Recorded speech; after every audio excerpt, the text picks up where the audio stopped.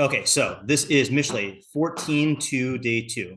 Holich biyashro Yirei Hashem unelos derachav bozehu. One who walks in his uprightness, plain shot is lowercase h, fears Hashem. But one who is crooked, I'm just going to say is crooked. I didn't see anyone saying made crooked. One who is crooked in his ways, plain shot is lowercase h. I don't know if that's plain shot, but that's arp shot.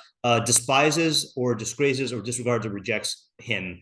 And most of the Mepharshim say it rejects God. Okay, so our questions were, what is Holich biyashro? And how's that different than just someone who is a yashar or yosher? 2, what is the relationship between his walking in his uprightness and his fearing Hashem? Also, is this true that if you are walking in your uprightness, then you automatically fear Hashem, or it caused you to fear, whatever is being posited causally here, or whatever the proposition is. What is nelos derachav? What are these derachim, and what does it mean for them to be nelos? What is the Mishlei benefit of being a Yirei Hashem, or the practical decision-making idea? Likewise, what is the Mishlei consequence of bozehu? 5, what does bozehu mean, and how does the nelos derachav do this? 6, how are the two halves opposite? 7, why are we talking about Hashem here? How do we understand this Mishleically? And who is the intended audience? So we had 2 fully explored ideas yesterday, plus Isaac's idea, which we kind of rushed at the end. So Sean's idea was that it's talking about, so the Holich biyashro means that you commit yourself to the system in all of its particulars, even the ones that you don't understand. And if you do that, you will develop into a Yirei Hashem, which is presumably something, the audience, we didn't say this yesterday, but the audience is someone who wants to be a Yirei Hashem, okay? But if you don't commit yourself and you're nelos b'derachav, if you're inconsistent or you're picky choosy, then not only will you not be a Yirei Hashem, but you'll actually end up finding fault in God's system and being mavaza it. Okay, so I read something this morning that I think complements Sean's idea, even though it's not synonymous with Sean's idea. Sean's idea, I think, correct me if I'm wrong, you were speaking specifically about the system of Torah.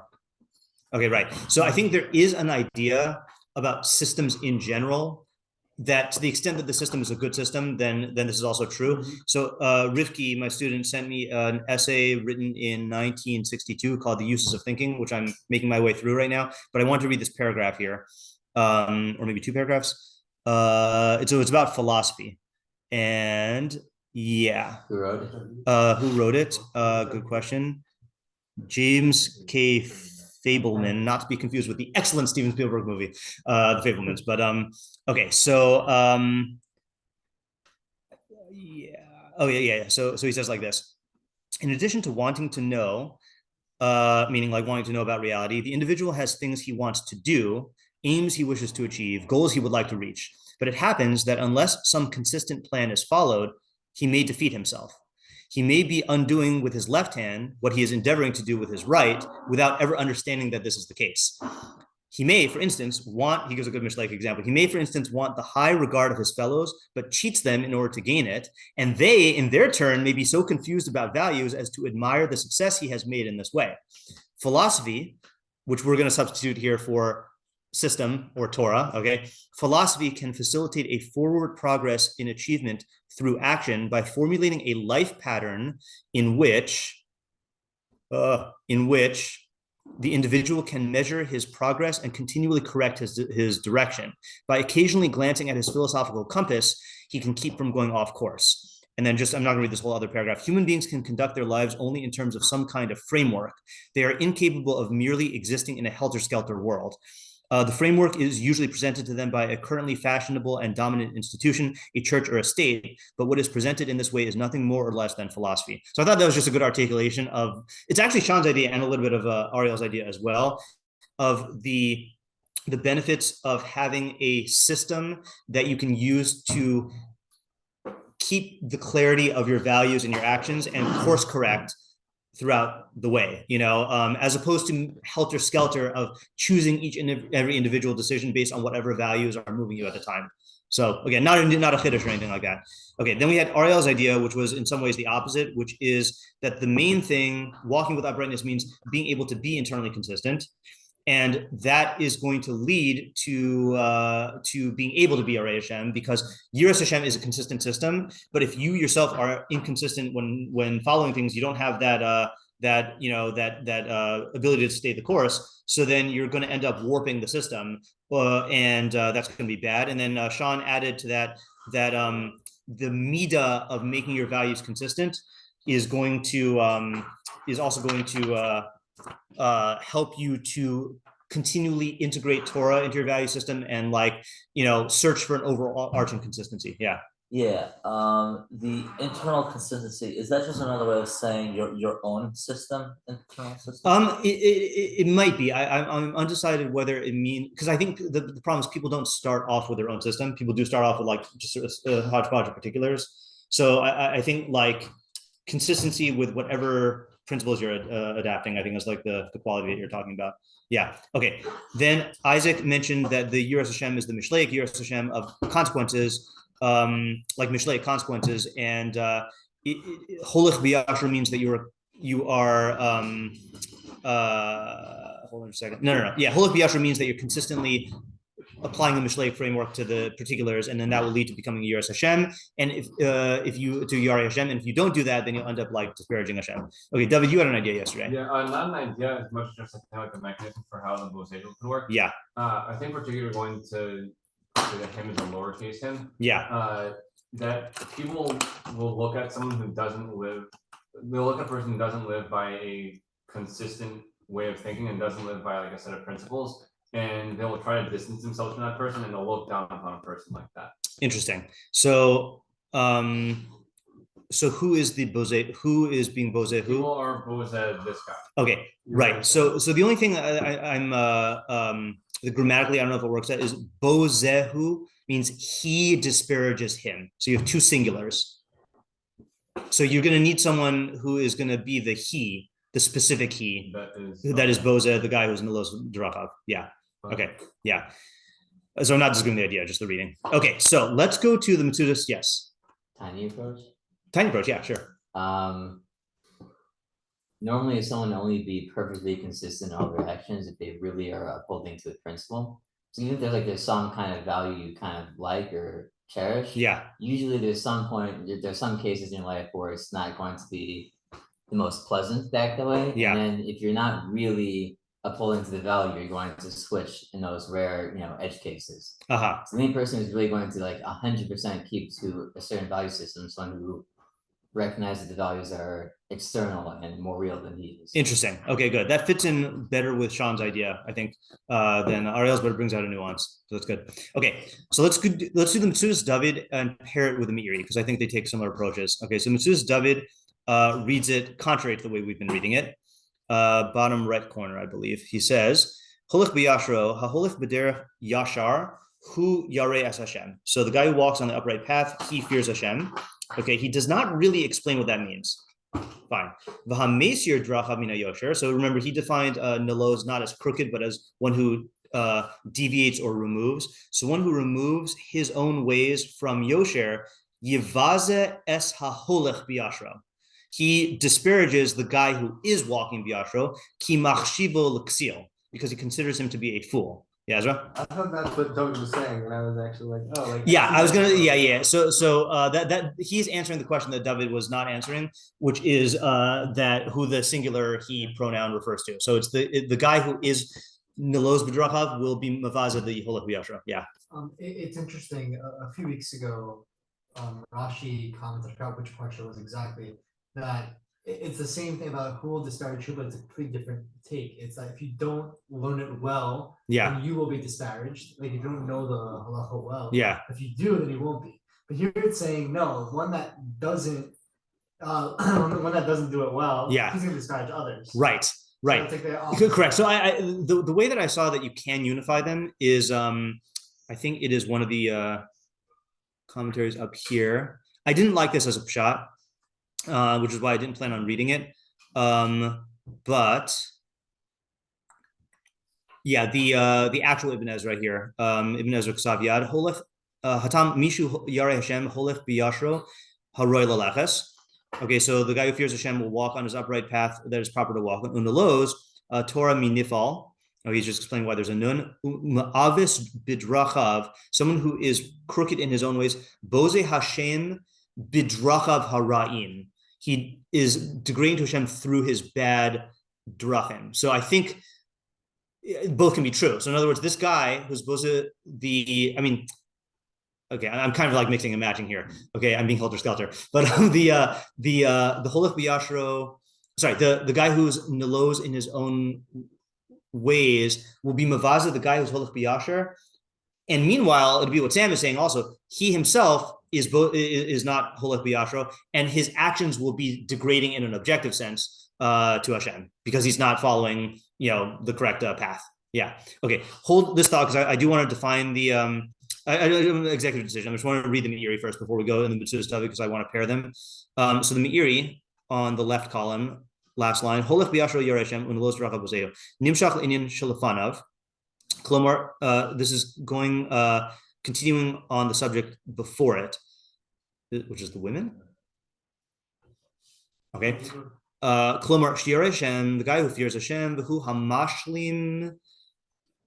Sorry, just got to get it here. Who hamashlim atzmo b'midos. So this is a classic Meiri move. He says Yiras Hashem often refers to perfection of midos. Oh, Klomar says Yigimel Yudalad. Yigimel Yudalad. Interesting. I don't know if that's Okay, all right. So lefanav meaning earlier, not right before. Ubilti nimshach achar hahanos v'taivos, and he's not drawn after pleasures and lusts. Okay, holech biyosher. He, that Yiras Hashem, walks biyosher b'derech salula, on a smooth path. Orachaim lamala lamaska. That's quoting another Mishlei pasuk, a path of life above to the Moscow. Okay, so the way he's reading the pasuk is not that if you're Holech B'Yashar, B'Yashar, then you will fear Hashem. He's doing the opposite. He's saying the one who walks on the smooth path is the one who fears Hashem, meaning if you perfect your midos, then you have a smooth path in front of you. Okay. Unalos darchei kel yisbarach. Now, this is not the pirush that I wanted to read, but I'm going to read it anyway. Someone who is who crookedifies God's ways, okay, not his lowercase, but his capital H, meaning he perverts God's ways and deviates from them. Bozehu, disparages God. Like it says in Bamidbar, that he disparaged the word of Hashem and he breached his mitzvahs. Okay. Oh, now this is the one I want to get to. Oh, pirusha bozehu klomar she'achar shish takea baroa han hagosav lo yuchol lashuv. Once he becomes entrenched in his bad conduct, he will not be able to do tshuva. V'yivos l'shleimus, and he will disparage perfection, perfection itself, because he sees that he himself cannot attain it. Like we explained above in the opening pasuk of Mishlei, Yiras Hashem Reishis Das Chachma Musar Evilin Bazu, that fear of Hashem is the beginning of knowledge. He translates it as the best knowledge, and Chachma and Musar are despised by fools. So I'm not going to read what he says there because that's a whole treatise, but basically he says that you can disparage something for several reasons, and one of the reasons is because you won't get it. And the example he gives for that is Esav, but even as Esav as a Bechora, that once he knew that he wasn't going to get it, then he disparaged it because he saw it was out of reach. So I think this fits in with the Metzudas David's reading of the pasuk, that if you are nelos in your ways, then you will be mavaze, either the guy who embodies those ways, the yosher, or you'll be mavaze perfection itself. Okay, and this is kind of a niche question. Can anyone think of a particular Mishleic archetype that is known for this? Late, good, excellent. Late, okay, good. So for disparaging people's midos because he can't reach them. You want to elaborate on that? I mean, I have in my mind like a late being like someone who just mocks everything and because he can't attain it. Okay, yeah. So definitely, so based on intuition, yeah. The Rבינו Yona says it explicitly, I think. What? Corner dweller. Corner dweller is the way that Chazal talk about it, which is a quality of the lates, but it is not necessarily the key quality, right? I think when we do the exhaustive lates survey, then we realized that was not the main quality. But yeah, I guess he's not developing himself. I'm just trying to remember where this lates is. Let me just see. Lates. It's in lates it's either in Rבינו Yona, late Mishlei, a late light bulb. I don't want one of those. You don't need light. Hold on here. I'm just gonna look for the puzzle. Where is it? It is 21, 24. I knew it was in 21. 24. What was that? R puzzle? Yes, you did it around 21, 24. Oh yeah. Yeah. Okay, Rבינו Yona. I think it's this one.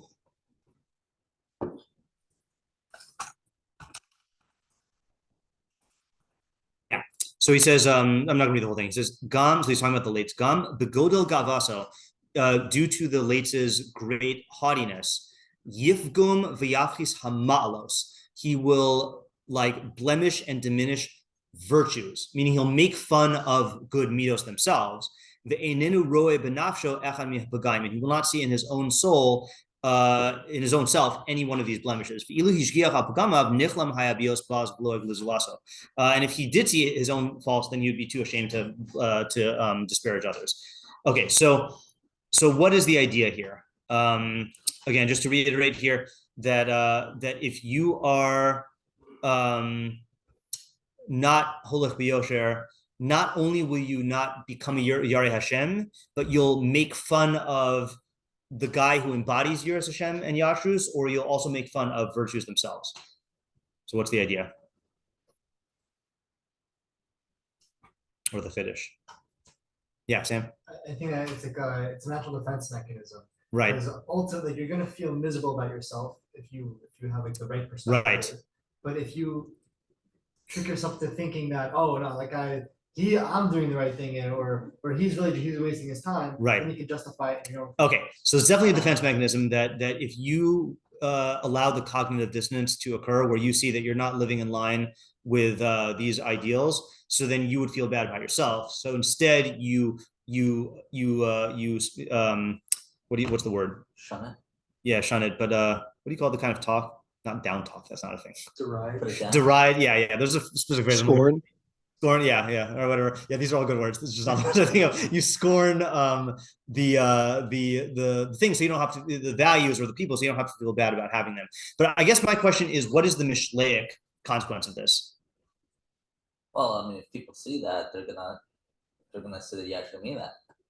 Okay, so what? Who cares? Those are nerds. You don't try to get it. What? But you don't try to get it, which might have actually been attainable. Okay, right. So I think the Meiri is alluding to the real consequence, which is you are going to, like, in other words, let's say you don't have a good midah, but you don't make fun of it. Okay, so there is a what do you call it? There is a chance that you're going to someday maybe decide to pursue it or whatever. But if you label it as bad and you identify as someone who's the opposite of that, you're never going to get there. You know, I'm doing a chazara on James Clear's Atomic Habits. And the point he leads with, even though it's not his main point, is that changing your identity is the key to changing your behavior. So if you identify as someone who values midos, then that is perhaps the biggest step in developing them. But if you identify yourself as, if you say people who try to like work on the midos are stupid,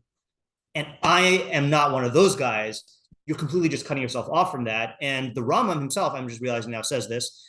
Anyone know where the Rambam says this in Hilchos Teshuvah? Where you? Oh, is this where you leave? One of the 24, right? So in chapter 4, when he's talking about the things that are ma'akiv teshuvah, he says, to leave your neighbor, right? Is that it? Say again? Is that part of leaving your neighbor? Leaving your neighbor? Oh, no, that's a separate thing. You have to leave a town or something. That's for the Darkei Teshuvah. This is in the Chamisha Dvarim Shein Nolim Darkei Teshuvah Bifnei Osehen. These are the 5 things that close the doors of Teshuvah in front of the people who do them. Okay, meaning that they're going to be thank you. They're going to just practically prevent you from accessing Teshuvah. The Elohim, Haporish Minas Tibor, someone who separates from the community. Is that what you were thinking of? Separates from the community? Yeah. Oh, fine. Okay. I thought you were talking about in the Darkei Teshuvah of like exiling yourself. The feast of Shivazman Shiasu Teshuvah Lo Yeh Imahim, because when they do Teshuvah, you won't be with them. And you won't merit the merits that they do. This is the one I was talking about. No, it's not. Someone who argues with chachamim, who is not argues, stronger word, creates a rift. No, that's not a good one. It's talking about like a real like there's a better word for this. I'm not finding my words today. My internal thesaurus is broken. You're not going to you're going to separate from them. Okay. You won't know the ways of tshuva. Okay. This is closer now. Gimel hamalig al mitzvos, someone who mocks mitzvos. Shkemish nisbazu be'enav, since they are despicable, nisbazu, same word, in his eyes, inu rodef achreim below osan. He won't chase them and he won't do them. V'im lo yaseh b'ma yizakeh. And if he doesn't do the mitzvos, what is he going to get zuchus from? This is the one I was thinking of. Hamavaze rabosav, someone who disparages, again, mavaze, his teachers. Shedavrze gorem lahen l'dachafu u'letordo ki Yeshua u'gechazi. I bet that is something censored in the standard Ramams. Yup. Okay, so someone who mocks his, who disparages his, rejects his rabbis, his teachers, because this will cause them to push him away and to reject him. This is interesting. Yeah, okay, so this is a good example again. You got to use the right Rambams here, right? So the standard Rambam says this will cause him to push him away, which makes it sound like it'll cause the mocker to push away his Rav. But no, Shadavar Gorem Lahen, this will cause his rabbis to push him away. In other words, your rabbis will not, your teachers will not want to teach you if you're disparaging them. So they will push you away like Jesus and Gehazi. That's a pairing you don't see every day. Okay. Uvizman nitrad, and once you're rejected, lo yimsa malamed umora lo derech emes. You won't find anyone to teach you the truth. And then the last one, we might as well read it here. V'hasona es hatochacha, someone who hates rebuke. Shari lo hiniach lo derech tshuva. He will not leave a derech of tshuva. Shatochacha gorems the tshuva, because rebuke leads to tshuva. Shebizman shemodin lo la'adam chata'av v'machliminoso. When you inform a person of his sins and you shame him, choser b'tshuva, then he'll go back and return in tshuva. Kamosh kasu b'Torah, zchor al tishkach, as it says in Devarim, remember, don't forget. Mamri hisem, I didn't realize he quoted these psukim here. V'lo nasan Hashem lechem lev, am navav v'lochacham. Wow. Okay, we got to do an analysis on this. Yeah, a lot of. There's a reason why Rambam quotes 4 psukim for this one. What was it? He keeps going. Oh, yeah. Oh wow. Okay, yeah. Okay, yeah. Right. We're not gonna get caught up in that right now. I don't know why, but I just can't imagine like anyone like being Mavaza or Pesach. Like I just can't do it. Like it's crazy. Like did they actually do that back then?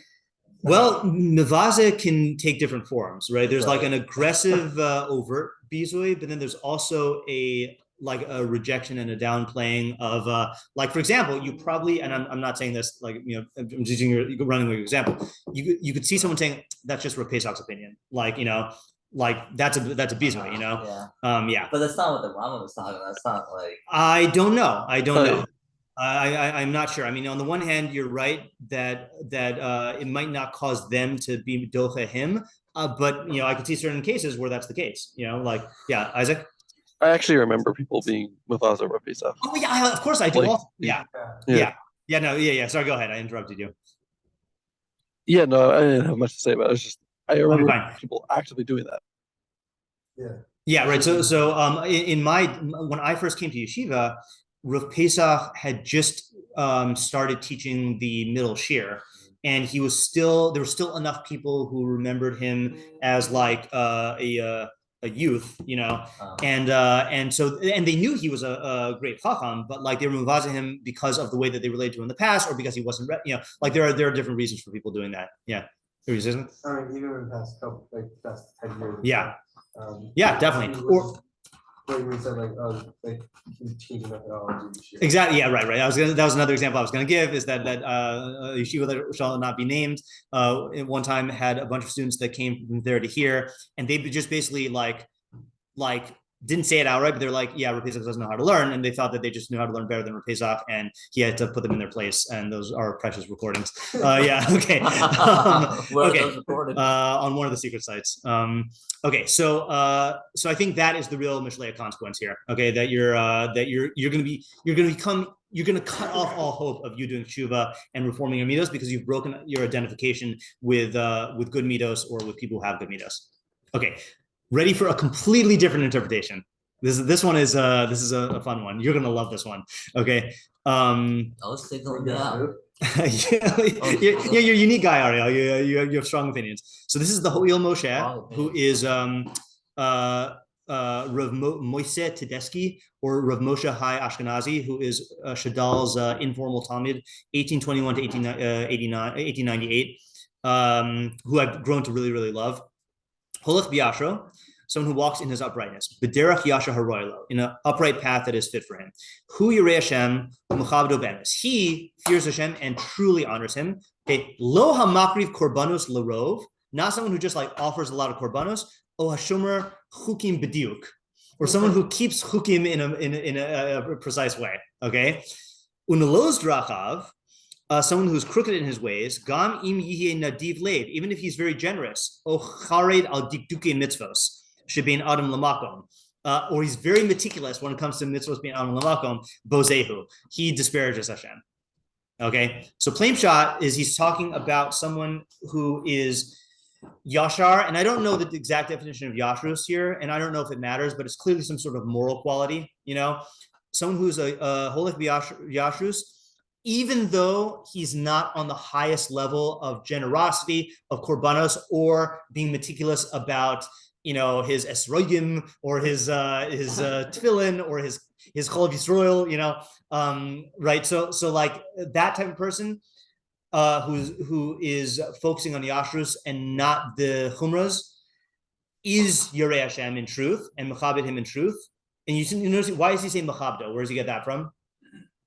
Mechabdo. Yeah, mechabdo, that he honors God. It's the opposite of bozehu, okay? And then the guy who is very meticulous about chumras, right? And he is very generous, okay, in terms of his korbanos or whatever, is not truly a Yirei Hashem, and he's bozehu. Oh, it's Rosh. Go ahead.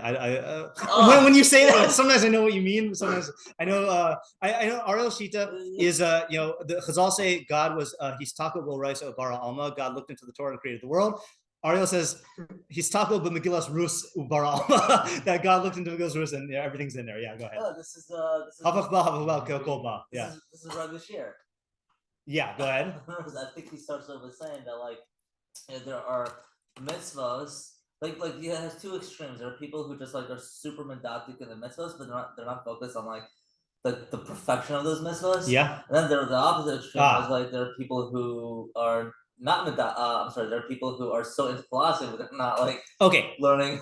Okay, right. So that's an interesting thing. So you could take that as a shot of this. So I'm going to translate that into to the his words here, that that there are people who treat the mitzvos as the detailed halachos as an end in and of themselves, as opposed to a means to an end. Okay, and those people are missing the point. Okay, for example, this is the Yerushalmi version of the Arba Banim. Okay, right. So I can't remember if I've given shiur on this here before, but our version says that the Chacham says Maha Edus V'Chukim B'Mishpatim Asher Tiva Hashem Elokeinu Eschem, and you answer him by telling him all the halachos until Ein Machtinim Achar Pesach Afi Koman. Okay, and then the Ben Tam says Mazos, and you say B'Chozak Yad Hotiyan Hashem Mitzrayim. Okay, but the Yerushalmi's version of the Arba Banim says that the Chacham asks the Chacham says Ma Ha'edus V'Chukim B'Mishpatim Asher Tiva Hashem Elokeinu Eschem, and you answer him B'Chozak Yad Hotiyan Hashem Mitzrayim, and the Ben Tam says Mazos, and you tell him all the detailed halachos. Okay, so my pshat of that is that not Ben Tam, Ben Tipesh. It calls him the Ben Tipesh. Okay, so my pshat of that is that the Ben Tipesh is someone who is incapable of realizing that either intellectually or perfection wise, incapable of realizing that the mitzvahs are a means to an end, and that there's a tam ha-mitzvahs. So he's so preoccupied in the trees that he can't see the forest, and you just basically, he's working on a level where to him halacha is everything. So you go into detail in halacha. But the chacham who has mastered the halacha wants to know what the purpose of the chukim mishpatim and eidos are, and you explain to him the perfection of it. So that's a person who is like seeing that the mitzvahs are a vehicle for perfection and not an end in themselves. Okay, I have a different take on it, but anyone else have a take on what the main idea is here? Okay, so my take on it, I'm not saying this is the only idea, is when it comes to Yiras Hashem, people want to make it into an, I don't know the best way to describe this. People want to make it into a like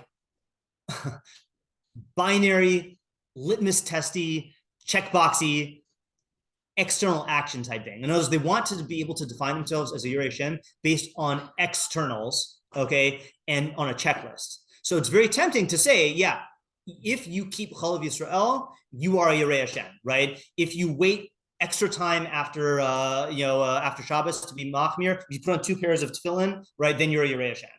If you pay the most for your Arba Minim, then you're a Yirei Hashem. People want to be able to define themselves based on externals because that's really easy. But what this is saying is no, the actual Yirei Hashem is perfection, is Yashrus. Okay, whatever you say the Yashrus he's talking about that is much harder. And the person, he's not saying that Dikdukim and Mitzvos is unimportant. He's saying that the Yirei Hashem is going to prioritize the actual perfection, and then he'll scale up in terms of the chumras. And I'll just mention here Rebbe's answer to a question in a Q&A. How do you know whether you should take on a chumrah or not? And his answer was, you should ask yourself, does this add to my Avas Hashem or my Yiras Hashem? And if the answer is no, then don't do it. Okay, so what he's doing is, I think that's a perfect formula, because what he's doing is he's taking this desire that some of us have, either, and again, I think there are certain personality types that trend more towards this, either type A, perfectionist, religious self-image type people, or there's a certain Taryag tough guy. I just coined that term just now, of like, I'm going to be a master of Taryag and like, look at me, that's not exactly the religious personality. So I think that Rebbe is taking that drive and then translating it into something that makes you realize that no, the perfection is the main thing. And look, Reb Chaim can be very, very medactic on all of his chumras, and for him, it's actually adding to his perfection. Or you can have Reb Chaim Pinchas Scheinberg wearing hundreds of pairs of tzitzis, for his own reasons. For him, I'm sure he's doing it for a perfected reason, but for another person to copy that is missing the point. Yeah, Ezra?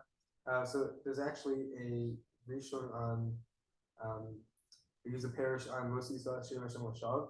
Yeah. I don't remember if it's or Hachaim or it's yeah. The translinear climation goes not there, but it's probably brought down in a footnote that the actual or that's like one of the Aseres Ymei is to make yourself look more from than you really are. Oh, that's very interesting. Oof. Okay, I got to check that and put it in my arsenal for. Oh, that's very interesting. Oh, okay, that's a clever shot. Yeah, or clever drosh. I don't know what. It's more of a, so you're saying that according to your interpretation, it's more of a derech chaim. Yeah. Yeah. So more the derech chaim than the particulars. Yeah. It's kind of what I was also trying to say when I brought in that example. Okay, all right. So then that's what we were saying. It's a Yiras Hashem costume, right? Is the thing. This person wants to be able to have a Yiras Hashem costume or image, and he also knows. Hooyal Moshe is not necessarily saying this, but this is often done for other people, or sustained by the way other people view you. Like, I don't think a lot of these people. Look, let's say we're talking about a chumrah that the only person who sees it and knows about it is you.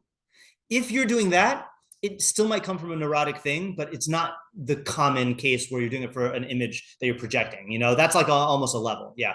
And I think also like taking this Mishleically, this is not sustainable. If you're not actually doing it because you see value in these things, because you're doing it for an external, not sustainable. You're not going to be doing it. I think what could wind up happening is, in actually a lot of the other things we've been saying about this pasuk. Then you could wind up someone who then winds up on the other end. Since you're not able to sustain this, you start feeling bad about yourself, and you start looking bad at all these other things, and you start being involved out of shame. Okay. Also. So I actually disagree with you. Okay, I think that this is sustainable, and I think that that's the trap. Okay, because what's going to happen is you're going to spend your whole life thinking that you are a zoche and you're a tzaddik and stuff because you keep this autopilot lifestyle of chumras. And I think the evidence is on my side. I think that there are far more people who just set it and forget it. They just do certain chumras, and then it's either sustainable or they get worse, right? Because there used to be a thing of that I think was a thing that was popular in yeshivas at a certain time. I don't know if people do it now. like the chumrah of the, I know people use it as slang now, the chumrah of the month or the chumrah of the week club, like they would just take on chumras every week, there it might not be sustainable, but I think that there are people who would just be like, I do daf yomi every day, therefore I'm a learner. And they just do that for their whole lives, or they say that like, I wear, tcheles, so like I'm doing the real mitzvah, and they just never think about the perfection of tzitzis, like once you get into that mentality, it's too sustainable because you can just coast, that's my, I think I definitely see it. I also see it in numbers. I also think that there are people saying like, they think it's to be able to get like excommunicated from communities because they didn't go as far because right. Yeah, that's definitely true. There are people that don't, even if the numbers maybe are, and more people do that. I think both. I'll tell you the example of what you're saying where I would agree it's not sustainable is when people suddenly switch to this mode. And you see that when people come back from yeshiva or seminary a lot, that they go to an extreme while they're in yeshiva or seminary, and then that is not sustainable. But if you're like the type of personality that's wired for this, then I think unfortunately you can keep going to the grave. It's funny you say that. Someone told me never go out with the girl 6 months or before 6 months after they come out. That's not a bad rule, unless you're the type of person who through the relationship can help that transition in a way that like causes it to stay, like that. There is a reality that when girls come back from seminary, then oftentimes whatever environment they find themselves in, they'll default to that. And if your relationship is, you shouldn't go into a relationship trying to change somebody necessarily, but like, if the relationship is good, but you're right. I think it's generally speaking good advice. It's like a default rule. Yeah. Okay. Last of the very different interpretations I saw that I wanted to share is the Malbim. Okay. And this is a very Mortimer Adler 10 philosophical mistakes parish. Okay. Oh, actually, let's look at his, no, he doesn't say. Okay, fine. Okay, so this is radically different than what we've seen. Okay, Holich biashra, kvar biarti. We've already explained. I don't know where. Ki hayashar. You don't have this in your packet. Ki hayashar hu misha sichlo holich yashar mitzad tiva. So he says yashar is someone whose intellect goes straight naturally. Okay, from his nature. Now that's close to Rubina Yona's definition of yosher, who is someone whose midos and intellect are drawn to what is like upright. Okay, it's not exactly Rubina Yona, but he's saying yashrus is a quality of the intellect. Okay, v'geter hayashar hu hakav hayoser katzar bein shtei nekudos munachos. The definition of straight is a line that is the shortest distance between 2 points. Okay, a little Euclid here. Okay, Euclidean Malbim. Ubipratus, and especially nofel al inyane bina. This especially applies to matters of understanding. Sheseichel ha'adam asui ba'ofen she'im lo yate al hatzad yisbonin tamid ha'emes. Okay, this is making a claim about the intellect. Okay, which you can dispute if you're one of the people who he's going to condemn in a second. Okay, that he says the intellect of man was created in a way where if it doesn't deviate, it will always arrive at the truth. Okay, Kamosh Kasav. Okay, he quotes a passage from Koheles. Ki ha'elokim asa es ha'adam yashar v'hema bikshu chishvonos rabim. God made man straight, but mankind, human beings, they seek many calculations. Okay, or many calculations is the wrong word here. Chishvonos. We'll leave that untranslated for now. Okay, what does that mean? So here's this pshat. God made the mind of man able to apprehend the truth constantly. Gam b'darchei habina shemizbonin l'da'as ha'emes b'sheker. Also through the ways of bina, through which he understands knowing the true and the false. Ve'is yizbonin be'elokus yavin shiish elokim bore umashgiach maskir umanish v'chadama. And once he applies his mind to the concept of divinity, he will understand that there exists a God who creates and is mashgiach and rewards and punishes and stuff like that. V'chein misha nota min hayashara. Likewise, so in other words, he's saying like this. He's saying that if you have a straight intellect that is not deviating, which he'll spell out what the deviation looks like in a second, you'll arrive at the conclusion that God exists and that he punishes and rewards and stuff. Likewise, misha nota min hayashara, someone who deviates from the straight path, umavakesh chishvonos rabim, and looks for many chishvonos, the hekeshim philosophim and philosophical arguments, matin, he will go astray. Yatsa min hakav hakatzar hayasher v'yilos midarcho. He will deviate from the straightest, shortest, straightest path, and make his way crooked. Then he'll come to deny all of these fundamentals. Okay, now, if it sounds like the Malbim is anti-philosophy, it might be. I don't remember what the Malbim stance is on philosophy, but I want to see what he's saying regardless. This is what it means when it says someone who walks in his yashrus fears God. Okay, so he is not anti-philosophy. He says this person with a straight intellect and with proofs of understanding, mofsim tuvunim, he will conclude that there is a God who judges mashgiach v'yare mipanav, then he'll fear God migdulaso v'ramuso me'oncho gmulo. He'll fear God and his exaltedness and reward and punishment. V'rach misha nelos drachav, but only someone who is crooked in his ways. Muvakesh chishvonos rabim v'hekeshim nelozim min hakav hayashar hanatu b'seichel. If he's seeking these chishvonos rabim and crooked logic, things that deviate from the straight intellect that is implanted in man, uba lachpor b'Hashem, and he comes to deny God, v'yivaze oso, and to disparage him, ki yichpor b'pinos hashgacha v'vodome. He'll come to deny hashgacha. Okay, so what he's saying is like this. He's saying that there are two types of proofs. Okay, there is a seichel yashar, which God implanted in man, which you can try to, we can talk about what that means exactly, but the way I'm understanding it right now is there's a certain certain first principles or like normal rationality, okay, that a person has, and if he's honest with himself, then he'll be able to arrive at the truth. And then there's what Malbim is calling like crooked logic or complex chishvonos, those types of philosophical arguments that will cause you to stray. And I'm going to give an example of this because it's the only example I know is indisputable. Zeno's paradox, right? The way I've heard it stated is Zeno, not to be confused with the Zeno who's the founder of Stoicism. Okay, there was a lot of Zenos running around back then. Okay, this Zeno, I forgot what their last names were or their origins, says that if you have point A and point B, if you want to get from point A to point B, you're going to have to move, and you're going to have to get to point C, which is in between. Okay, but to get from point A to point C, before you can get there, you're going to have to get to point D, which is between A and C.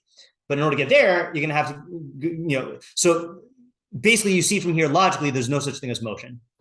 Okay. Yeah. Right. And that's the one of the few jokes that I tell, which I'll tell again, because I like the joke, is that Zeno was sitting with his students going over, his philosophies, and a lion charged out of the forest and started running at him. And Zeno ran away from the lion, and his students said, "But Zeno, you just taught us that there's no such thing as motion. So that line is not really moving." And Zeno said, "Yeah, neither am I." Okay. So Aristotle, I don't remember if Aristotle was talking about Zeno because I can't remember when he came, but talking about ideas like that, he said, we shouldn't have to prove motion. Okay. Because we know that motion is real. But because of people like Zeno who come along and mess everything up with their philosophical arguments, now I got to go and prove motion, okay? And I associate this to Mortimer Adler's 10 philosophical mistakes because all of the mistakes are mistakes like this, where, for example, the first chapter, consciousness and its objects, the hakir that he gives is what are ideas? Are ideas that which we know, or are ideas that by which we know reality? Okay, and that does not mean anything to anyone who hasn't read it, but he's saying that little mistake is the foundation for all of the post-17th century philosophy, which says you need to prove the existence of external reality. And then that lays the ground for solipsism and skepticism and all of these things. And that also lays the ground for the denial of the distinction between the intellect and the senses, And he says, if you just go back to the original Greek philosophers of Plato and Aristotle, and you read their works correctly, you'll see that they do have logical arguments for that guide you to realize these principles, but it's only because later philosophers came and they came up with these sophisticated cheshvonos rabim arguments that now mess everything up, and we have to go back to the basics. So I'm taking this in a slightly different direction than the Malbim, but he's saying that you have to be wary of certain types of philosophical arguments that entangle you in disputes and conundrums that you didn't need to get to into the first place. Yeah, last comment from Isaac, and then I want to review and stop. Yeah. Oh yeah. Oh, I was taking what he was saying in a different way, which was that it reminds me of something from The Gift of Fire. Yeah. That like Richard Mitchell talks about how there's times when like he sees like what like capital R reason says, but like like mentally he like overrides it as like just like mere reason. That's good. Which is like and he's got many like lowercase r reasons that why he shouldn't follow that. Definitely a good association. I think that is related. I'm only just being more sensitive to, I think, the fact that he called them chishvonos rabim, the hekeshim nelozim and hekeshim philosophiyim. That sounds like not necessarily what Mitchell's talking about, even though I think that is a common move. Okay, so let's just review really quickly the ideas we came to. So we had the Metzudas David and the Meiri, who say that if you are not holech yashar and you are nelos in your ways, you're going to mock the guy who is yashar, and you're going to mock virtue itself. And we said the consequence of that is it's going to completely cut you off from any hope of developing this, because you're severing your identity from it, and you're making it into a loathsome thing. So it's going to, the Mishlei consequence is that you're going to, it's one thing to say, okay, I'm not on the level, but I aspire to it. But if you don't even aspire to it and you mock it, then you're not going to get there ever. And then you're going to get all the consequences of lacking Yiras Hashem. Then we had the Hooiel Moshe's idea, which is that it's tempting to define Yiras Hashem based on a checklist or externals or things that people can see or chumras, but that's not what real Yiras Hashem is. Real Yiras Hashem is your internal perfection, and all of those chumras you should just take onto yourself if they further that internal perfection. But if you define yourself as Yirei Hashem based on those externals, you're going to not cultivate your actual Yiras Hashem, and you're going to end up being mavazeh God, okay, and based on my response to David, is you're going to do that for the rest of your life, okay? And then there's the Malbim's thing, which is that the Yashrus is following your Seichel HaYashar, and if you distort your Seichel HaYashar through complex philosophical arguments that are not genuine and in line with the Seichel HaYashar, then you're going to end up in Kfira, and you're not going to be able to get out, because you're going to end up in this situation where, like, okay, now I have to prove reality, or let's say the current version of this, which I'm not going to go off into, is postmodernism. Okay, so yeah, okay, jam-packed pasuk. Okay, this is, we got what, 7 ideas? Okay, nice. All right, very good. All right, thanks for coming. All right, have a good day.